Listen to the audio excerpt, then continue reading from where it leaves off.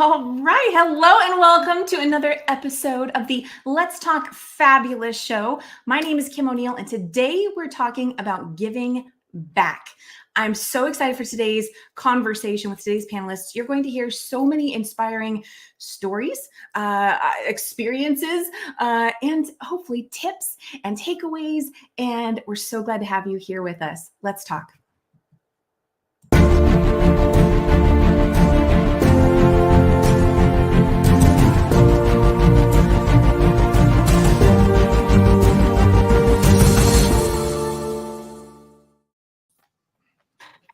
All right. Hello, everybody. Hello. Woo! I love it. Thank you for being here today, sharing your stories about giving back. This is going to be such a, I want to say, enriching and even inspirationally fulfilling conversation with each of you. And I want to say with our audience. We are here with you today, and we thank you for being here with us. Let us know in the comments where you're joining us from. Before we get into today's conversation, let's take a quick moment to go around, and I want just want to hear, a little bit about who each of you are, what you do, and where are you located in the world. And we'll start with, I love when I get it right. We'll start with Tina V and go around that way. Tina, go ahead. Hey, everyone. It's me, Tina V. I am tuning in here from Virginia. I am super excited to be here. You guys have no idea. Kim, you already know we go way, way back. And again, I appreciate this opportunity. I am here not only to give back, but to also pay it forward. I'm in education. I'm an instructor. I'm a teacher. So that's what I do in my business. And so that's what I do. And I'm excited to be here. Thank you. Did you already tell everyone where you're located? Virginia. I think I did. Okay, awesome. Thank you for being here. And Rebecca, tell us about you. Hi, everybody. I'm Rebecca Psigoda. I live in Columbus, Ohio, although today I am still on a vacation in Mexico at the beach. But I'm here with all of you because Kim told me what this is about. And just like Tina said, I felt like, yes, I have to be here. It's important for us to share what it is that we do, how we give back. I am the creator of a couple of education programs. One is called I Believe in Me for Kids, and another is Infinite Possibilities for the Well-Traveled Soul, which is for adults who've lost hope. And we'll get into that a little bit more, but I'm so happy to be here. And thank you, Kim, for inviting me. I don't think we've been together since about 2016 when I did I Believe in Me. So great to be here with you.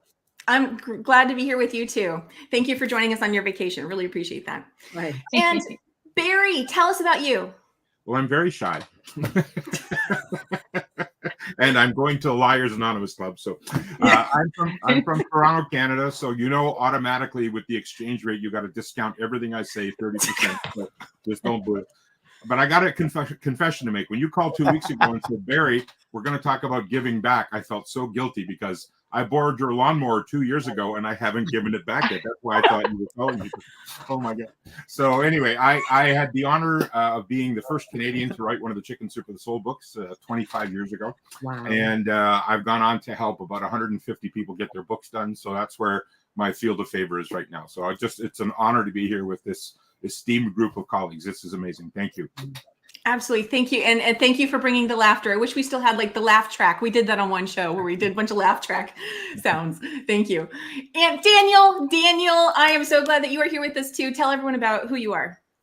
I'm glad to be here. My name is Daniel Gutierrez, and I am in the Andes of Peru, in the Sacred Valley of the Incas, where I currently live full-time and run a retreat center called Catalina.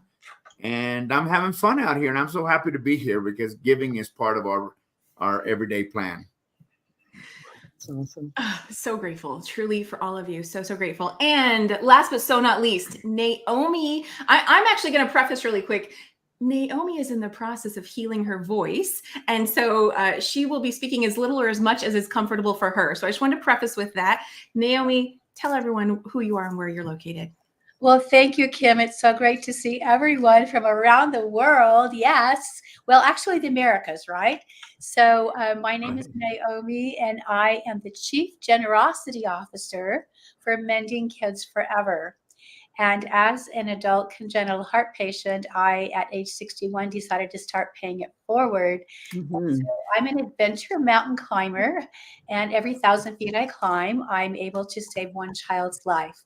So thank God we're up to Awesome. 288, That's awesome. and they're all over the world. They're not in Southern California. We can't afford the surgery here, but we can do one child for $1,000. And so giving back has changed my life completely. Oh, okay. So yeah, thank you. Good to have you here, Naomi. I'm gonna just say for myself, there might be some moments throughout today's show I'm at a loss for words, and it's just kind of take it in because, right? Just hear even just hearing about how people are giving back, how people are thinking bigger, how people are opening their hearts and sharing has such capacity to further open each of our hearts, right? And just it's that whole reciprocal giving. It's just bear with me if I have to take a moment and receiving what was said. Okay. Before we take another step further, I have to give a quick shout out to the Let's Talk Fabulous team, because this is not a singular effort. There are many of us behind this show, and I am so grateful. And so we want to take a quick moment to acknowledge a new team member who has just joined us. So join me in welcoming Joy.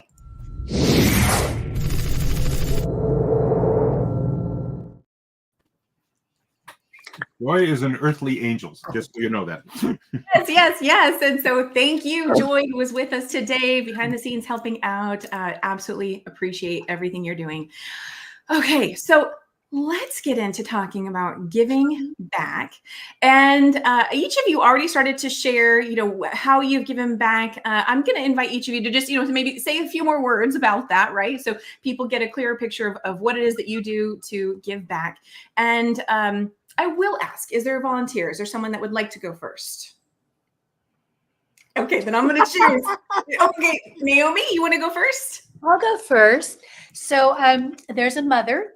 She has 4 children, 11 and under, and she's living in a mountain town in Arizona.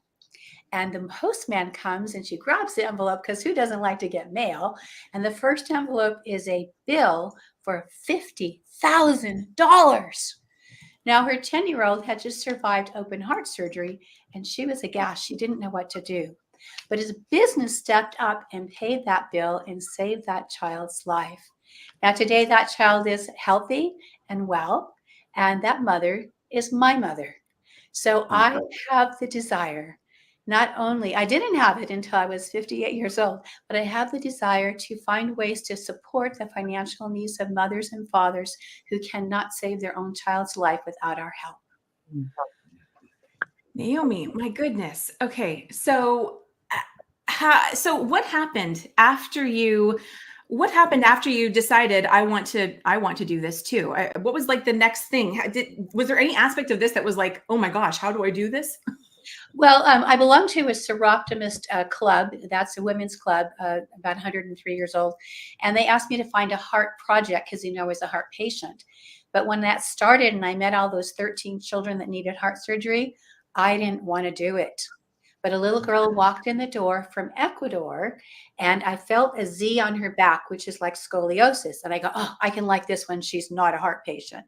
So out of the 17 children living in the home that were brought from overseas here, it turns out that her heart was enlarged and it was causing her back, and they wouldn't touch her back until she had open heart surgery.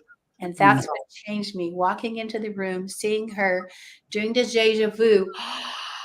That's what I did 50 years ago. And now it's just been a process to go on medical missions and to raise money and find teams of people who come together. So when you want me to share what an idea is, let me know, because life takes us unexpected places, but love brings us home. Oh my goodness, Naomi. Wow. I'm at a loss for words. So thank you for sharing that. It is. Go ahead and share right now. What is that tip, that extra thing you wanted to share? Okay, so there's 5 of us that are visitors today, right? We're guests. So let's say that all 5 of us invite another friend. So there's a total of 10. And our goal is to do something that changes the world. Now we know that $100 doesn't go very far in the United States, but $100 in Uganda could put a girl through Leadership Academy. $500 could put a girl for a whole year of school. So if each of us put $100 of the 10 of us now, right? Now we have $1,000. Let's talk about what we want to do to make a difference in the world. We could also do heart surgery for $1,000. Whatever that issue is, coming together creates a base and a community. So we did it this year, 2024. And then those same 10 people go, well, let's do it again. And they do it in 2025. And it continues to build, and they invite more friends. And this is a way to change your life and your community and become your own chief generosity officer. Wow. Well, Naomi, I'm gonna just tell everyone right now, if you want to connect with any of our panelists after the show, go back into the comments and connect with them. Search them online for more ways to continue to be part of what they do or be more inspired by what they do, and possibly come up with your own ideas of how you want to give back. Naomi, thank you for sharing all of that. I absolutely love it. Let's move over. We're going to move on over to Daniel. Daniel, I'm going to put you in the mush pot. Hello. Hello, Daniel. Daniel, thank you for joining us from Peru today. Tell everyone a little bit more about what you do at Catalina and how you're giving back. Sure.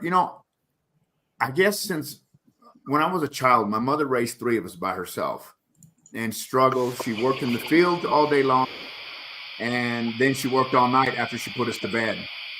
And so one day during Christmas, I didn't know Mother didn't have money. I mean, I assumed that, she bought us all gifts. I happened to look out the window and saw the Salvation Army putting gifts in the car so she could give to us. And it just broke my heart. Here she is working her tail off and she can't provide. And ever since then, it's been in my heart to give back somehow all the time. When I got to Peru, here in Peru, all of the villages, I lived in Pisac, now I live in San Salvador. There's about 13 to 15 indigenous communities that are above these little villages. And during the pandemic, rather than feel sorry for myself, I realized that a lot of these communities weren't getting any food. They weren't getting anything because they were cut off. And so I've always believed too much is given, much is expected. And so just out of what was the name of that movie that Peru, it was the Celestine Prophecy.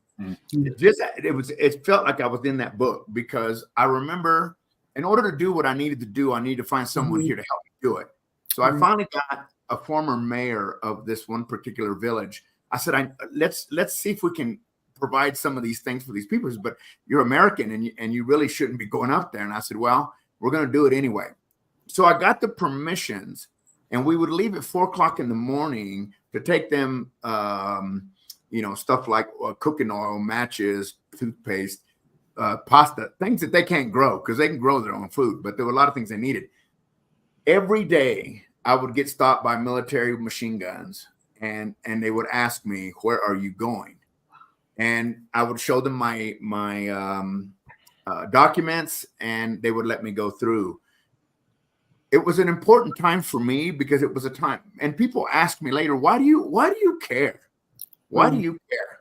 Why do you care if these people have food? Why do you care if the kids have gifts during the holidays?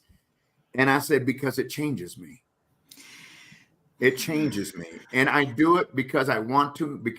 And then, of course, the next thing was, okay, there's not a lot of trust for North Americans here. So it was, well, you must want something. You're going to run for office. You want to be mayor. I said, I don't want to be mayor. And I don't want anything. I just need to do what I feel is required of me. That is to give back where I can and how I can. And ever since then, we support schools, police departments, municipalities. We support the kids up in the communities. And it's an everyday thing. It's just part of what we do here. I'm sure that my wife wish I would stop. I'm sure, and I'm sure many of you have spouses that go, not today. Can't we buy something? No, I have to give to this organization. I already said I would. But I told my wife, I said, it's just part of who I am, love. It's part of who I am. And I'm never going to stop. And even if I have nothing to give, I'm going to give them the shirt on my back. It's just something that was born inside of me, and I have to do it or I'm not happy. And so that's what we do here. We continue to do here. I want to make sure everyone knows, Daniel, I'm glad that you referenced, you were originally an American. For those that don't know, Daniel used to be a White House advisor. And so I simply share that to highlight, everything is possible, right? However we choose to transition our life, move into something new. No one is too big or above any giving back, right? And I absolutely love that. And I see that in all of today's panelists, and so grateful for how you lead with the love. And Daniel, I have to also say, years ago, I saw a commercial for Amnesty International. And I remember just feeling like, oh my gosh, what can I do? And I remember someone said to me, why do you care? You don't know them. And I was just like, what? I was like, what? So thank you for sharing that aspect too, right? It doesn't matter I'm going to say it doesn't matter if we know the people or not, right? We're all human. We all have a heart. We're all connected. So thank you for sharing that. Let's hop on over to Rebecca. I'm going to put you in the hot seat. We want to hear a little bit more about, give me just a second here. We want to hear a little bit more about you and how you're giving back. Oh, Rebecca, you're muted. In 2012, I became one of Mike Dooley's Infinite Possibilities certified trainers. And the reason I did it is because there was a voice in my head. I read one of his notes from the universe, and at the bottom it said, come to our Train the Trainer. And as I read it, this voice in my head said, you need to take this training because one day you're going to work with the younger you. And I'm picking up on that theme here among all of us, that at some point, there was a part of us that is now a part of why we do what we do today. So I approached a couple different groups. I grew up in a rough home, abusive alcoholic father. My mother passed away before I was 2. I left home at 16 and was on my own. And by the age of 19, I was homeless, living on the streets of Los Angeles. So when I took this training, initially I worked with some people one-on-one. I worked with some adults. And then a friend of mine said, Rebecca, could you do this program for kids? And I said, well, it's not a kids program. And she said, I know, but could you make it one? I checked with Mike Dooley and said, what do you think? And he's like, go for it. So I did. I rewrote the whole thing for kids. And I started by working with the kids at the Homeless Families Foundation in Columbus, Ohio. So that's where I started the program. About a year into it, all the other trainers, at that point, there were maybe 1,000, were reaching out and saying, could you share your program with us? Well, yeah, of course I could. So I did. And all of those materials today are available to all 3,000 of the certified trainers around the world to use with kids everywhere. So I donated that back to Tut because I wanted to reach more kids. My intention was to reach more kids. It was not to get wealthy. It was not for any of those reasons. However, in 2019, my husband was asking me to please retire because I had been very busy, and he was retired and he wanted to go places and do things. And I couldn't figure out really how to do that. I did cut back, but I made a deal. Anyone who reaches out and wants me to speak for their organization, I'm going to do it, but I'm going to donate the money either to the Homeless Families Foundation or to a children's charity where I'm speaking. So it became one of those situations where I did back off a great deal. The other trainers are out there sharing it, so it's still out there. But when I get asked to speak, it's only if I can donate that money to causes. I did just speak a couple weeks ago, which is why I'm here on vacation. The preparation for all of that is very difficult for me. I wouldn't say I'm shy, but I'm very much an HSP, highly sensitive person, introvert, etc. So I don't choose to get in front of people and speak. I have to be motivated by things like I can write a check to an organization. So after speaking, I share that I have complete video training packages available. I shared them for half off with all profits going to the International Network of Hearts, which is out of San Diego, Naomi, and it's a safe house in Mexico. The people from the organization go in and rescue children from trafficking and then place them in the safe house. I was able, because of what I did through my speaking, through the sales of those programs, to donate, let's just say, thousands of dollars, and to have one of my Spanish-speaking trainers now working with the staff and with the kids in that safe house. Mm-hmm. So this is all just part of the give back for me. I live a fairy tale life these days. And so how much do you need? I don't need anything. And so what I do need is what we've all been talking about here, which is to be part of something outside of myself and to be able to offer something to those who could use it. I'm also part of a community called Go Big to Give Big, and it's an organization developed last year for entrepreneurs who are all about giving back. And they actually go into companies and organizations and show how to put that program together for everyone within the organization so that you can start small if you want, just making giving back part of your culture, part of your business platform.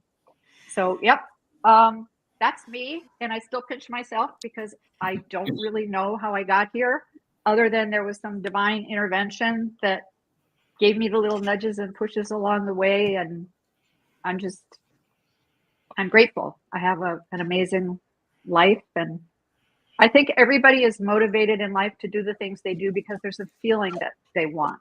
Yeah. And there's no better feeling than I'm giving. Rebecca, thank you for sharing all of that. And I have a video clip I'm going to share in just a moment here to add on to what Rebecca's shared.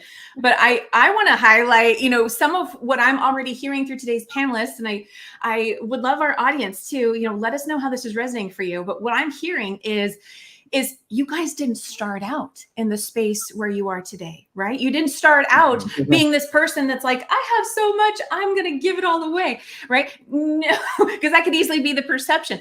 What I'm hearing is stories of coming from a completely different experience and getting that nudge, like Rebecca was just saying, right? And feeling into it. And Naomi, I love how you actually shared at first. Your first thought was, I don't want to do this, right? When there's something that seems so much bigger than maybe what we've experienced up to that point, it can be like, that's too scary. How do I do that? I don't want to do that. Yeah. And yet it's believing in yourself. It's feeling into it. It's getting that extra push and saying, okay, fine. Let me explore a little beyond the current reality.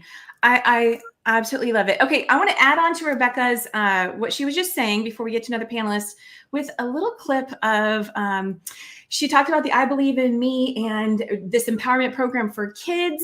And there was a song that you created and dolls that were part of this. And I just want to showcase a little bit of how far what you have created has already reached in something that's really wonderful to watch. So let's have fun with this. We'll be right back.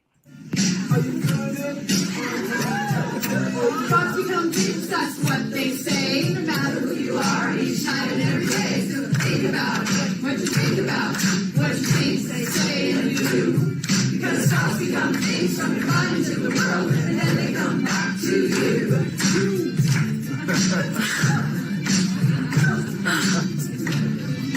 Beliefs are the key. How your thoughts, what you feel. You can choose what you believe. You decide what's real. When you choose to believe what's the best you do, say I believe in me and I believe in you. Welcome to I Believe in Me Nigeria. Infinite possibilities. Can become things. That's what they say. No matter who you are, it's night and every day. So you think about what you think about, what you think, say and do. Because thoughts become things from your mind to the world and then they come back to you.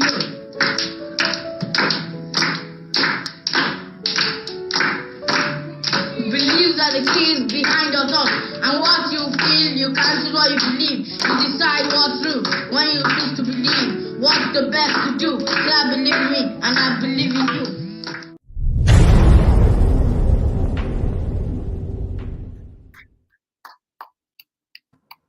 Oh I know. Yeah, I know, right? So I will just say, for anybody who couldn't make out the words, you probably gathered, though, Rebecca, I'll explain. Rebecca was demonstrating the song on stage with, at a conference with a lot of other adults.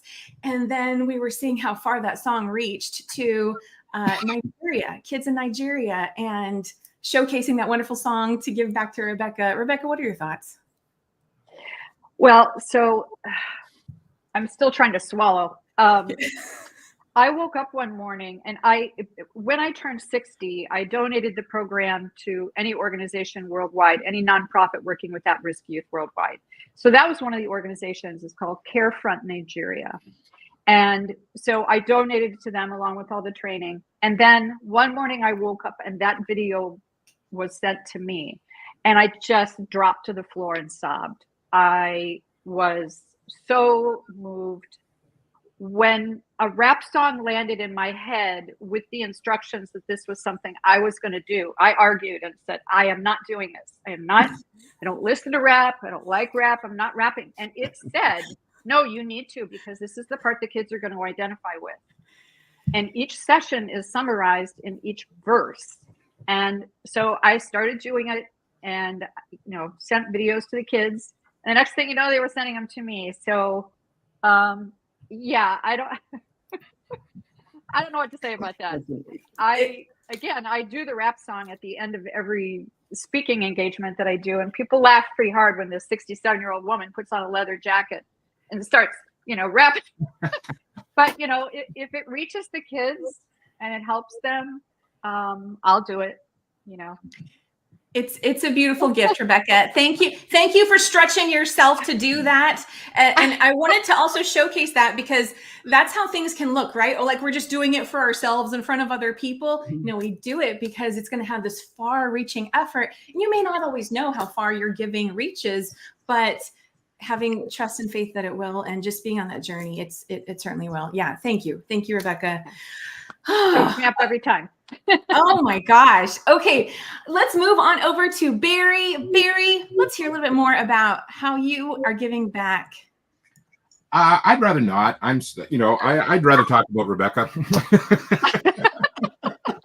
So I'm watching that song, and again, I'm from Canada, and it turns out I am now a rapper. So if you take Canadian rap, I'm a crapper.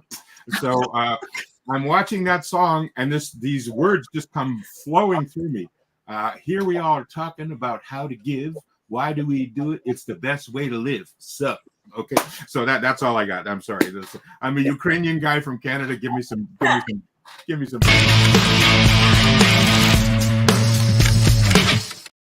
Okay, next. Whoever's next. No, we gave props to Barry for becoming a rapper. Okay, continue. So I hope you don't mind. I'm going to talk about giving in a different aspect, because I know we're all doing this, and because I'm studying to be a pastor as well. And so, I'm going to have to ask God for forgiveness for everything I've said on the show so far. But, they talk about it in pastor school. It's like, don't let your left hand know what your right hand is doing. And when we talking about giving, and it always feels weird. Well, I did this and I did that. And it always felt weird to me. But when I look back to my roots, I saw my parents. They gave, even when their business was struggling. They were working for 10, 12 hours a day in their business, and they would go and put on a purple jacket and a white pair of pants and go serve at the Elks Lodge and help with the bingos and raise money for kids. And I saw them doing that. So when I got into high school, I was too nervous to do any of that. But when I got into college, I said, this doesn't look good. I don't feel good. Because I was a shy kid in the back of the high school who would once in a while sneak in a funny line, and then sometimes get smacked for it. But sometimes, oh, that was funny. But when I got to college, I said, no, I'm not going to do that anymore. And then so right from the first year of college, it was like I served on committees, whether it be sports committees or business committees. I ended up being on the student council and all that kind of stuff. But then I also saw, when I got into the business world, there was a lot of people confusing giving with advertising. Oh, we're going to get $50,000 from Joe Smith's auto repair. There is absolutely nothing wrong with that. But when you're giving for the attention, to me, that's always been a fine line. And then one day, I'm a big analogy guy and an acronym guy. Sorry, it hit me. A lot of people are trying to get more money, get more relationships, get more out of life, and it hit me one day. Getting is very easy. And I'm going to ask those of you who are listening and my fellow panelists, think of those 4 words. Getting is very easy. What's the first letter of each of those 4 words? G, I. Ooh. Getting. Give. Yeah. Good. Getting is very, you got to give. Good, Barry. Yeah, thank you. And I got to turn that into a song. We got to live with you. But I've always been on that struggle of, well, if I'm giving, Daniel brought this up. What were my motives? And Kim, the last time I was on the show, and the panelists don't know this, but in 2009, I was diagnosed with stage 4 non-Hodgkin's lymphoma. And they said, get your affairs in order. And my first thought after I caught my breath was, I usually try to deal with humor. And so there's this very serious doctor and this nurse standing there saying, get your affairs in order. And after I caught my breath, I just looked and said, I haven't had any affairs. You know, the nurse laughed her head off. The doctor was going, that's not funny. And I'm going, well, it is to me. And that's how I'm going to cope with this. So I was 36 days in a cancer hospital. And I'm lying there. I said, Heavenly Father, what am I supposed to do while I'm here? I mean, I got stage 4. It's all the way from my waist to my neck. What am I going to do? And he says, do what I told you to do. I said, what's that? He said, make your nurses laugh every day and laughter. know that they're appreciated. So even though we were at the same time, I learned my ABCs, accident, bankruptcy, cancer, divorce, all in the same 18 months. Wow. And it was like, I was the common denominator of all this. One of the reasons why I was giving too much. Because my motives were, if I give to you, you will love me. And that was that's just so wrong. I've learned. If I'll do this for you on the condition, you don't hear those words, that you love me. Please love me. And so I would do extra speaking engagements. I would be paid to do a speaking engagement. I would stick around for a long time and just, I'll do this. Why? So they'll love me. Okay. Now I know that's going really far, really fast, but I figure you got to tell the truth faster. So why did I get sick? Because I was giving too much and I wasn't asking. You know, I need stuff too, but I didn't know how to do that. Because if I ask you for money, if I ask for help, you're not going to love me. So why would I even ask? So my strategy was, I'm going to give so much that they say, hey, can we hire you? Which is a weird strategy, but it was what I did. So as I grew through that, and here I am, how do I make the nurses laugh every day lying in a hospital? Usually they would come in and point at me and go, this guy's so freaking weird. So I would make them laugh that way. But I could give them appreciation. So we have no money. My wife, we were separated, but she was coming into the hospital every day just to visit me. And that was just such a big help. She was giving back to me. There was a time where I was on the chemo that I had side effects that I couldn't talk because my tongue was, so all I could eat was Jell-O. She'd go home every night, make Jell-O, bring it back to me the next day. And so she was giving to me, I was giving. Meanwhile, we're signing bankruptcy papers because we were so much in debt. And it was like, accident, bankruptcy, cancer, divorce, all in the same time. How do I give back? I could give to my nurses. I could give to my wife. I could give to anybody who came to visit me. They were trying to comfort me. Oh, can we say a prayer for you? Yeah, but I would end up praying for them. And it was like, oh, this is kind of cool. And long story short, I'm still here. And the divorce never happened. We just celebrated our 43rd anniversary. Wow.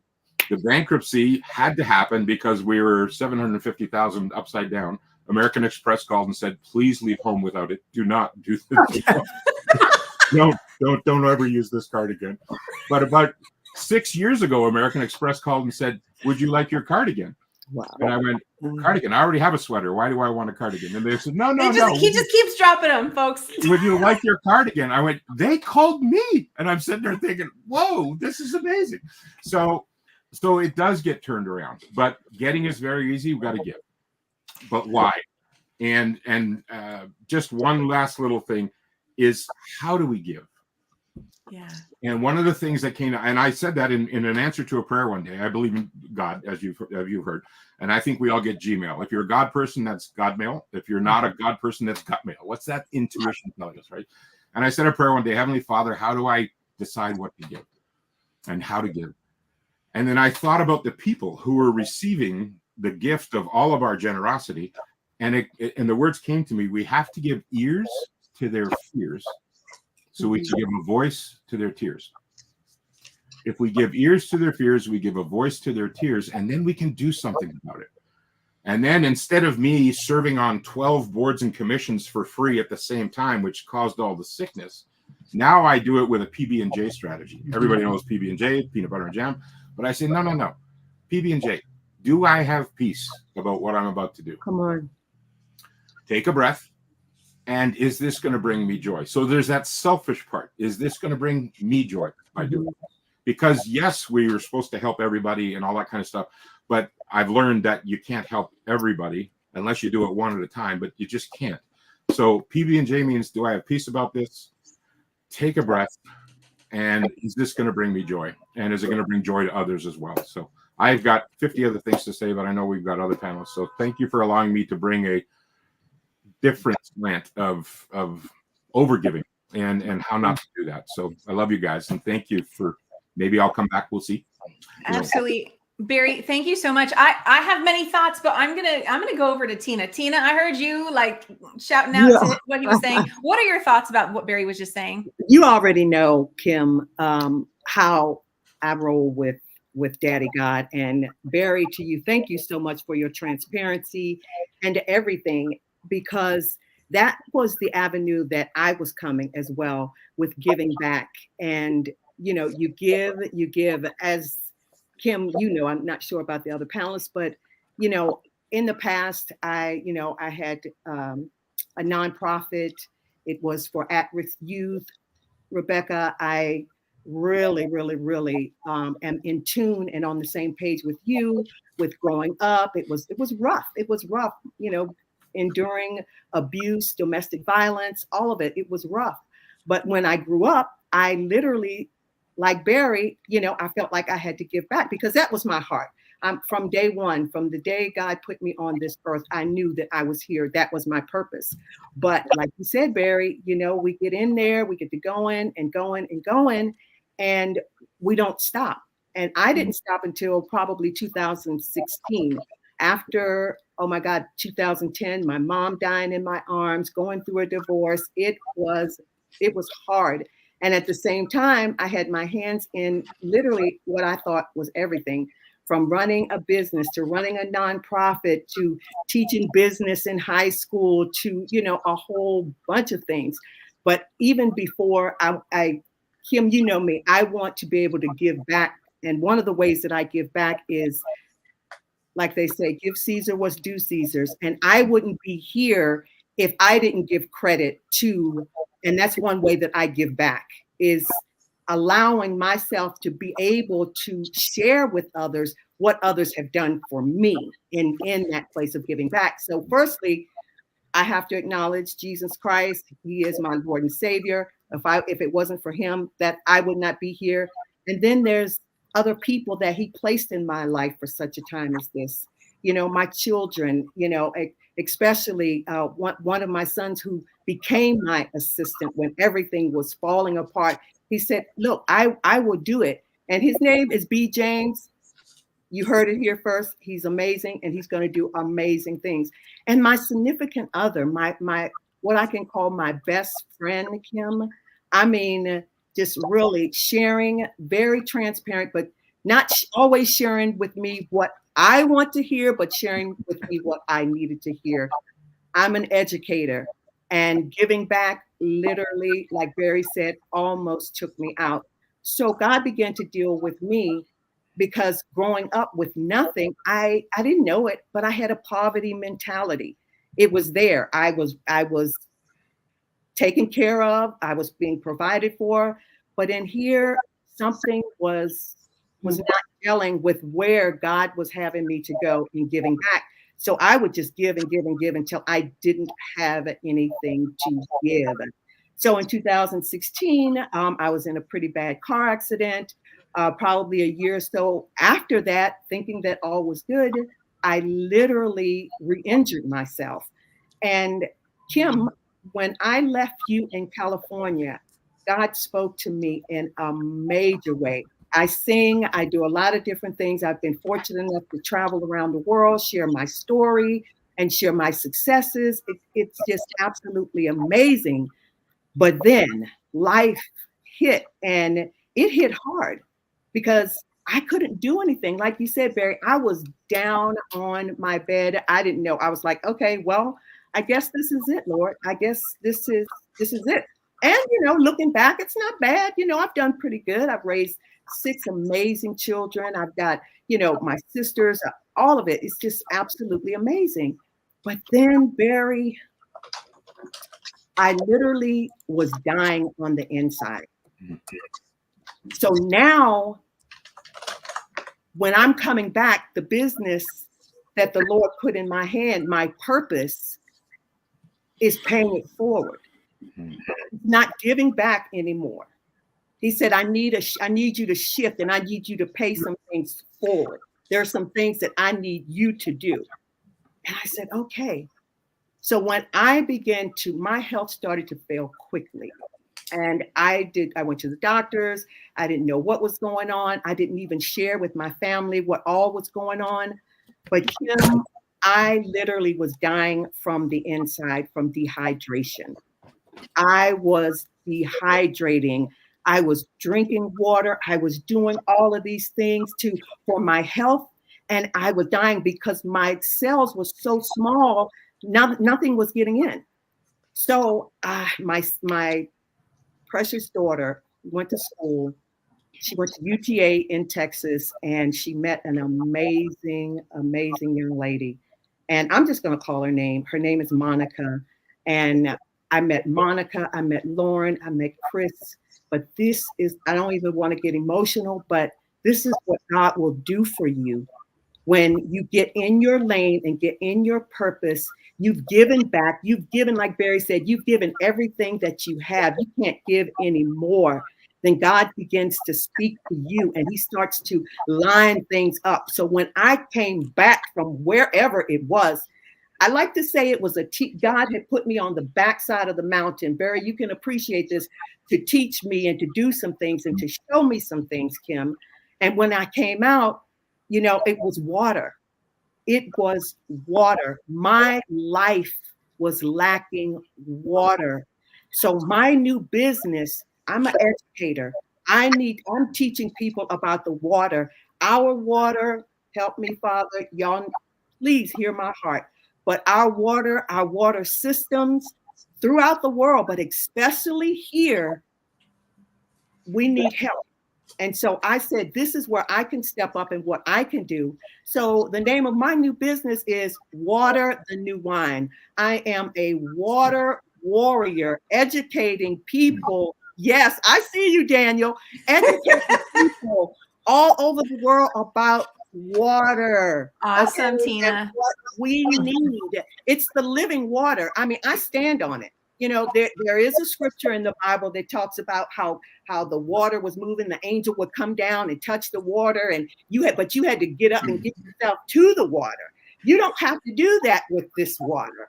Water the new wine. It's amazing. I don't want to get too preachy. I don't want to get too I'm ADHD, and that's my superpower, and I just let God flow in it and flow through it.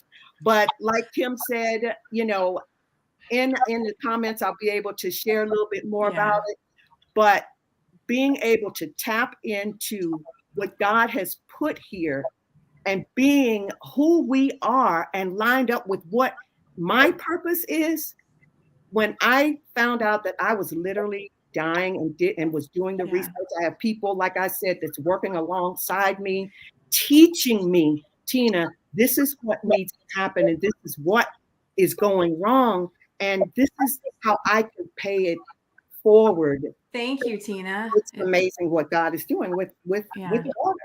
Thank you for that. No, yeah, water is so pivotal to all of our lives, and that's phenomenal. Awesome. We are, oh my goodness, nearing the end of the show already. How did that happen? Wow. We're gonna, I know, right? We're gonna simply share a couple of commercials, and we'll be right back to begin to get. I want to get some tips and lessons that each of you have learned in bite-sized chunks as we near the end of the show. So start thinking about some of those that you'd like to share, and we'll be right back.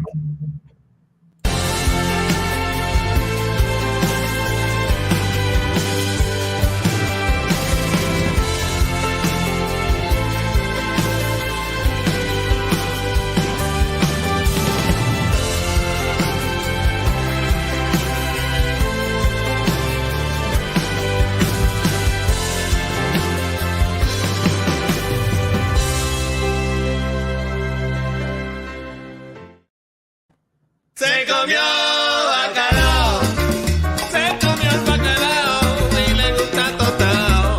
El matapato se comió bacalao y todos los juegos, hermano, él se ha jugado. El matapato se comió bacalao, lo bien santo, bien penado, bien empotrillado. El matapato se comió.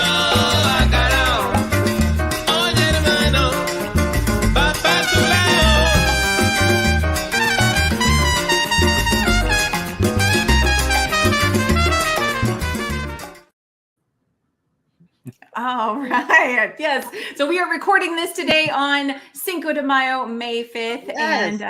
And just want to take a moment to recognize that. And I want to actually highlight this comment on the screen right now from Barb. Barb is saying, creating community is the movement. Source is calling forth for all of the hearts who care and create hope. Thank you, universe, for blessing today's topic with these heart humans changing lives. And I wanted to highlight that because we've got so many key words in there: community, movement, hearts, care, of course, source, whatever that means for you as an individual. And I see that flowing through all of our panelists today. Again, thank you so much for how you've shared. And I want to again ask our audience, let us know, what are some ways that you like to give back? Let us know in the comments, because that can help inspire and generate some ideas for other people who are also with us today. We have hundreds of people with us today, and it's just so wonderful to have you each here today. And I've heard lots of nuts and nuggets is what I meant to say through each of your sharing. I'm one of the nuts, I know. we have 1 nut and 4 nuggets. No, I'm just kidding. You're all gems. You're all gems. You know what are some tips that you have for those who are maybe in a space of wanting to give back? I mean, honestly, I could speak to so many things already that have been said. What really pops for you guys? What are some tips for people who want to give back but maybe don't know where to begin? What would you have to say? Naomi, and then Daniel. So this is because we're talking about children so often. I have a program where I teach the Boy Scouts to raise $1 a day for 100 days. And then I do one tribe, I forgot the name, what they're called, one group against the other group, and which 5 can get their $1,000, their money first, and then that $1,000 goes and saves a child's life. So when you're asking for a child to find, a young person to find $1 a day, they start with the grandparents, and then grandma gets tired and she goes to her book club and asks them to help, and then she goes to church and the synagogue and the library. I just need a few dollars to get, and the word spreads for whatever that process that you're doing, whatever you're going to be doing. So little kids can really be involved, and I think that educating them in that way is creating a warehouse of knowledge that they might not have thought, because they may not have $1,000, but when you put all those 10 kids together, 100 each, wow, they can make a difference. What I hear is you helping people to see that things can add up, and to start to build that muscle of a more abundant mindset, and how people come together to give something even bigger. I love that. Thank you for sharing that. Daniel.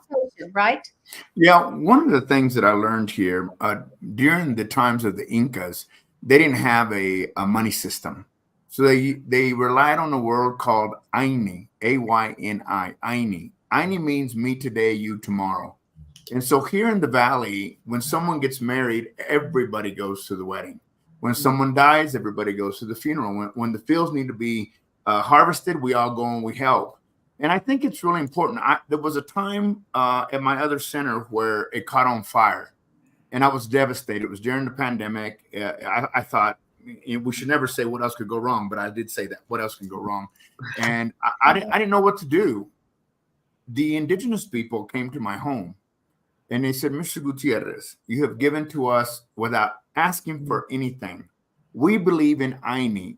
We're construction where we know how to build. We will rebuild your center for you. Mm-hmm. And they brought their own wood. They brought their own dirt. They paid for everything. Mm-hmm. It makes me cry because I heard a lot today that we give and give and give, but we don't allow ourselves to receive. And that's what INI is. And so I think about INI, and when somebody wants to give to me here, I say, okay, when I got married here almost 3 years ago, I can't believe that, I didn't pay for anything except my wife's dress, because that's the way they do things here. And now I'm blessing others by taking care of them. So giving is one part, but receiving is a bigger part. Yeah. So I just want to show INI.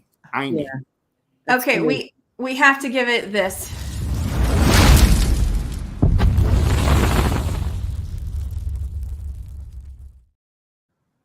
That was nice. Yeah, no, seriously. Yeah, I think that's one of the core. Rebecca, keep that hand there. We'll come right back to you. I want to make sure everyone knows it's that reciprocal, right? Giving and receiving, and it's both. I know the phrase is always giving is better than receiving, and they go hand in hand, though. That's the thing I think that gets overlooked. So we have to allow ourselves to receive. And I want to thank each of you today, because I even thought, gosh, I know this is such a good topic. I really want to do a show on this. And I thought, oh my gosh, but what if people don't want to talk about giving back for fear of sounding like, yeah, I'm giving back. Right. Yeah. And thank you to each of you for not letting that enter into the picture, because when you show up with sharing how you're giving back, yes, it's actually a beautiful, bright light of giving to others who want to be in that same flow and energy. So thank you for sharing and not letting that stop you. Rebecca, please go ahead and share. Well, I thought that the commercial that was on just a minute ago was a really good indication of how to start if you're not sure. With kindness, with a smile, with a compliment, with a, gee, you have a nice smile. Barry is our humorist. I mean, my gosh, Barry, you'd have been the guy I'd have gone for when I was young, because if you made me laugh, that was the best thing of all. That was the best thing, because there wasn't a lot of humor. So, we all have those things that are our sparks. And if you can give part of your spark, whatever that is, then you're giving, help someone learn how to do something.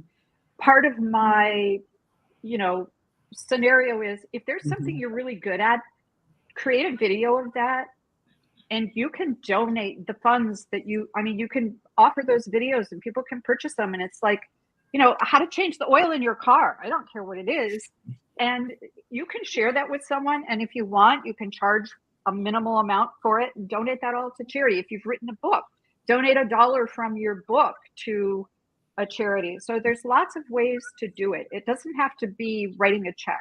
In fact, that was never the way it was for me in the beginning. And when I finally reached that point, I went, wow, did I really just do that?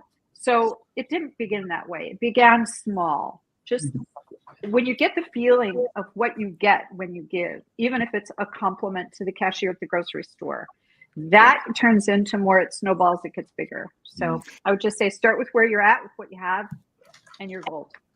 Yeah. Volunteering. I'm going to put that out there for anybody who's not thinking that yet. Volunteering is a great way to give back. Yes. It's free, and it's simply you giving from your heart and some time. Yeah. And there's so many ways to volunteer. Just, search it online, volunteering in my neighborhood in such and such city. There's so much that's going to come up. Tina. Right.